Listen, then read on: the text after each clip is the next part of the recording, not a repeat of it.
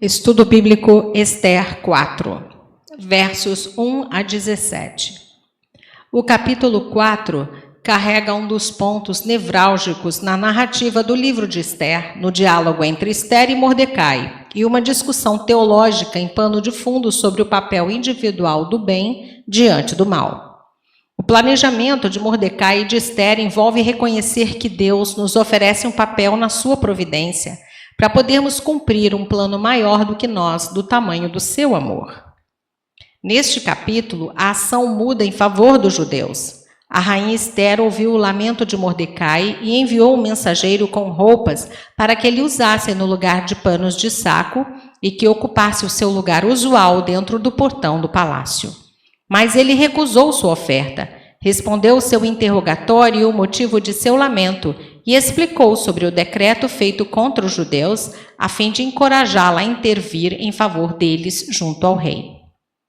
Versos 1 a 3. Rasgou as suas vestes, clamou, luto, jejum e choro. Essas reações de Mordecai, versos 1 e 2, e dos judeus em todas as províncias, verso 3, serviram de sinais convencionais de horror e tristezas intensos diante do recebimento das más notícias. Gênesis 37, versos 29 e 34, Esdras 9, versos 3 e 5, Daniel 9, verso 3, Jonas 3, verso 6. Na presença do rei não se tolerava qualquer sinal de desgosto ou de aflição. Neemias 2, verso 12. Os persas reagiram do mesmo modo depois de sua derrota pelos gregos na batalha de Salamina, na qual 1/5 da esquadra persa afundou na água. Verso 4. Mordecai não aceitou as roupas, mostrando que mudar o sinal exterior da sua mágoa não lhe traria consolo algum até que a causa da própria mágoa fosse removida. Isso levou Ester a examinar a situação. Verso 5. Verso 5. Hataque, um eunuco de confiança que conhecia a origem judaica de Ester. Versos 7 e 8. Que Mordecai tivesse esse conhecimento e uma cópia do decreto é mais uma prova de sua posição proeminente na Pérsia. Verso 11. O cetro de ouro. Essa prática havia sido mantida para proteger a vida do rei de possíveis homicidas. Parece que o rei estendia o cetro, um sinal de autoridade real, apenas aos que conhecia e àqueles cuja visita ele quisesse receber. Capítulo 5, verso 2 e 8, verso 4.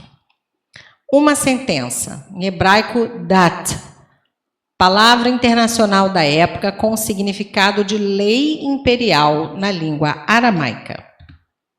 O conceito de lei imutável foi instituído por Deioces, primeiro rei dos Medos, para consolidar sua autoridade e adotado depois pelos reis persas. Ester podia ter solicitado uma audiência, mas visto que o rei não estava demonstrando sinais favoráveis, poderia ter sua petição recusada, o que tornaria impossível uma segunda oportunidade. Ela bem sabia do caráter volúvel do rei. Versos 12 a 14. Sutilmente, Mordecai fez alusão à sua crença de que Deus, em sua soberania, providencialmente dispôs os eventos na vida de Ester, a fim de colocá-la em posição de livrar todos os judeus em um momento oportuno, verso 13, ou não pense que só tu escaparás entre todos os judeus. Socorro e livramento.